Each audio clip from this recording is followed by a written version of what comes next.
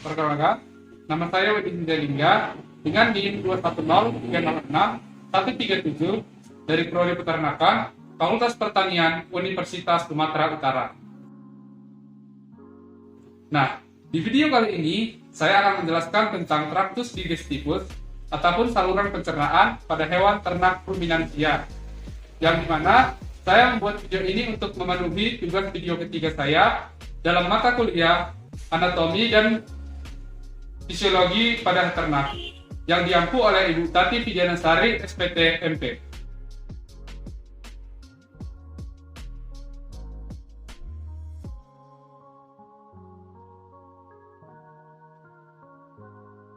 Nah, sebelumnya, apa sih itu hewan ruminansia? Nah, hewan ruminansia adalah hewan yang mengalami biak atau hewan yang mengalami 2 kali proses metabolisme pencernaan. Contohnya seperti sapi, kerbau, kambing, maupun domba. Nah, pada video kali ini, saya menggunakan sampel pencernaan pada hewan Boston Daigus ataupun sapi.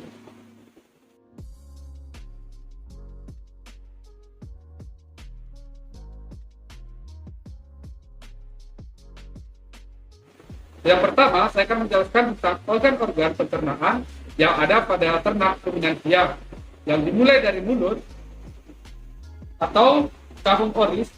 Nah, pada mulut sapi terdapat yang dinamakan dentis ataupun gigi, yang terbagi menjadi 3 jenis. Yang pertama incisivus ataupun gigi seri, yang terdiri dari 4 buah. Kemudian ada premolar ataupun gigi geraham depan, yang berjumlah 3 buah. Dan ada molar atau gigi geraham belakang yang berjumlah 3 buah. Nah, dalam mulut juga terdapat lidah yang berfungsi untuk merenggut makanan, kemudian mendorong ke dalam lambung. Setelah itu, di dalam mulut juga terdapat kelenjar saliva atau cairan ataupun enzim yang berfungsi untuk melakukan proses perubahan zat secara kimiawi. Selanjutnya, ada faring ataupun pangkal kerongkongan. Setelah itu, ada esofagus ataupun kerongkongan, yang dimana menghubungkan rongga mulut dan juga lambung. Nah, selanjutnya yaitu lambung, yang dimana pada ternak ruminansia lambungnya mengalami modifikasi sehingga ternak ruminansia memiliki lambung ganda, yang dimulai dari rumen atau lambung yang paling besar, kemudian reticulum, kemudian omasum, dan abomasum. Nah, pada keempat lambung ini ada satu lambung yang dimana disebut sebagai lambung yang sebenarnya atau biasa dikenal sebagai abomasum.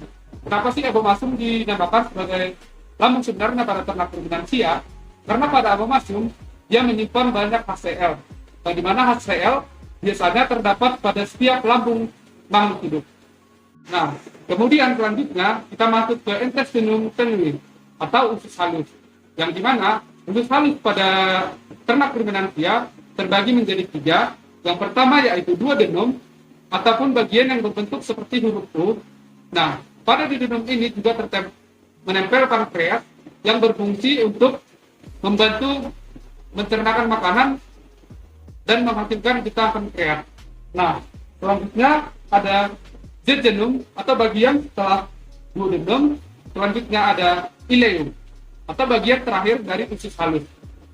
Nah, setelah dari usus halus, ada usus besar atau intestinum crassum, yang dimana usus besar juga terbagi menjadi 3. Yang pertama yaitu kolon, ada cecum, dan rectum. Nah, yang terakhir dari organ pencernaan pada ternak ruminansia yaitu anus atau tempat keluarnya ekskreta maupun feses.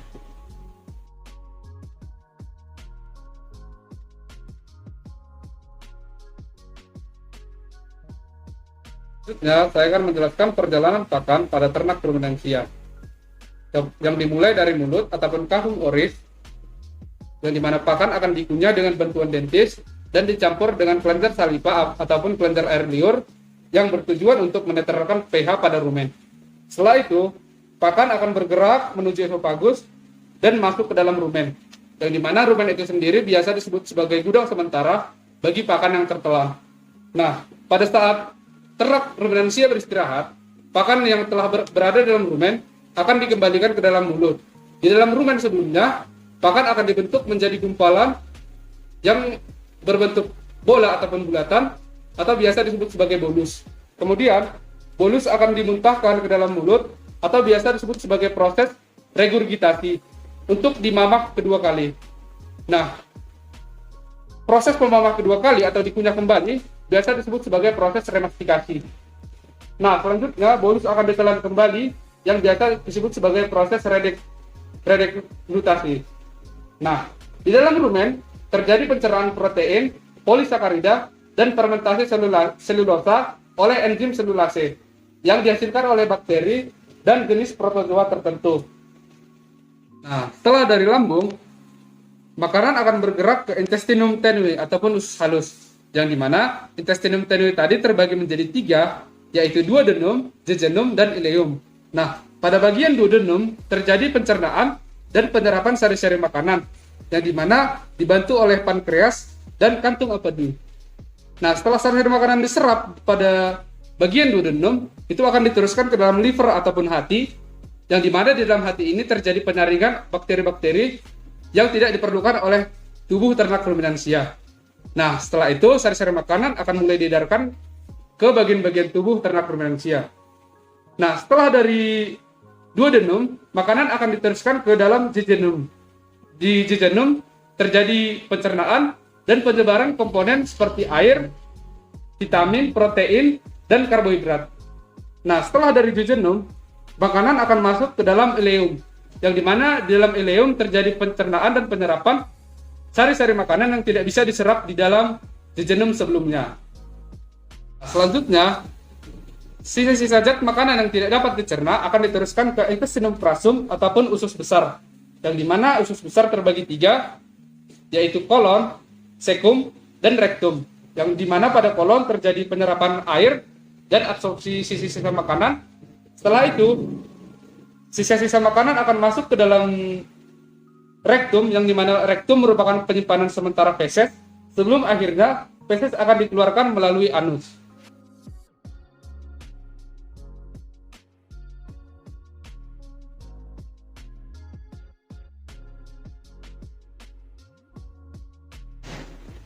Nah, selanjutnya saya akan menjelaskan tentang modifikasi dari lambung pada ternak ruminansia. Nah, yang pertama yaitu rumen. Nah, ataupun biasa dikenal sebagai perut handuk, dikarenakan permukaannya yang menyerupai handuk. Nah, rumen itu sendiri merupakan bagian yang paling besar dari keempat modifikasi lambung ternak ruminansia. Nah, fungsi dari rumen yaitu merupakan sebagai tempat penyimpanan sementara makanan sebelum akhirnya diubah menjadi bolus dan dikeluarkan kembali ke dalam mulut. Nah, di dalam rumen itu sendiri juga sudah terjadi pencernaan secara kimiawi dengan bantuan mikroba dan bakteri-bakteri yang ada di dalam rumen.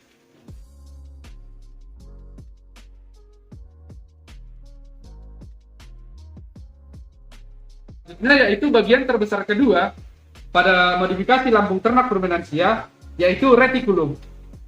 Nah, dilihat dari permukaannya, retikulum memiliki bentuk seperti sarang lebah, sehingga biasa disebut sebagai perut lebah. Nah, retikulum itu sendiri berfungsi sebagai pencernaan kimiawi dengan bantuan bakteri anaerob dan protozoa.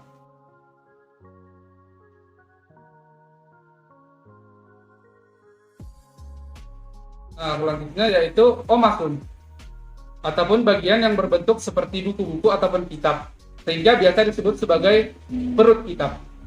Nah, struktur yang berlapis-lapis ini dikarenakan pada bagian omasum terjadi penyerapan sari-sari makanan secara besar-besaran.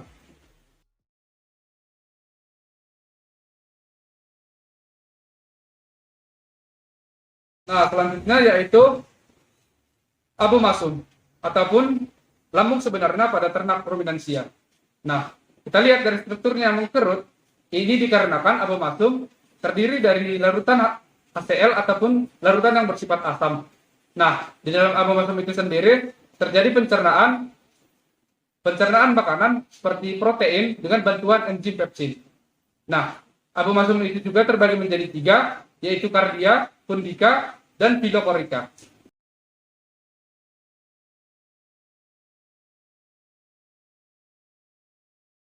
Yang terakhir yang dapat saya jelaskan dalam traktus digestivus pada ternak ruminansia, yaitu usus halus ataupun intestinum tenui.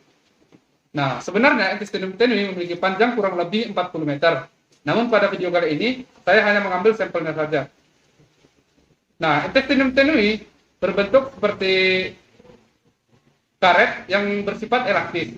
Nah, pada intestinum tenui ini juga terjadi penyerapan sari-sari makanan dan sekresi beberapa enzim dan juga pankreas.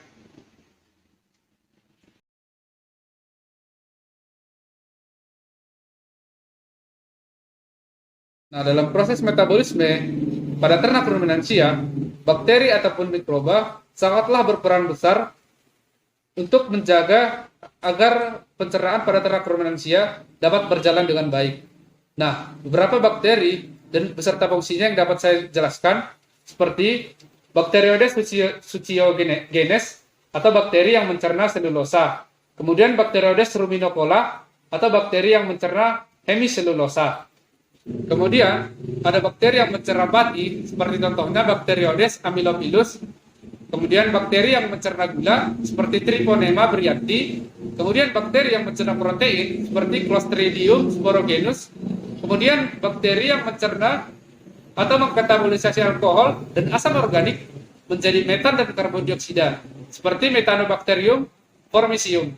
Selanjutnya yaitu ada bakteri yang dapat menfermentasikan amilum, contohnya yaitu Clostridium lutziadi. Kemudian ada bakteri yang dapat menfermentasikan gula sederhana, contohnya yaitu Eurobacterium rubinatum. Dan ada bakteri yang dapat memanfaatkan asam, contohnya yaitu Celonomonas. Demikianlah video yang dapat saya sajikan. Apabila ada kekurangan, baik itu dalam kesalahan penyebutan, saya mohon maaf. Atas perhatiannya, saya ucapkan terima kasih.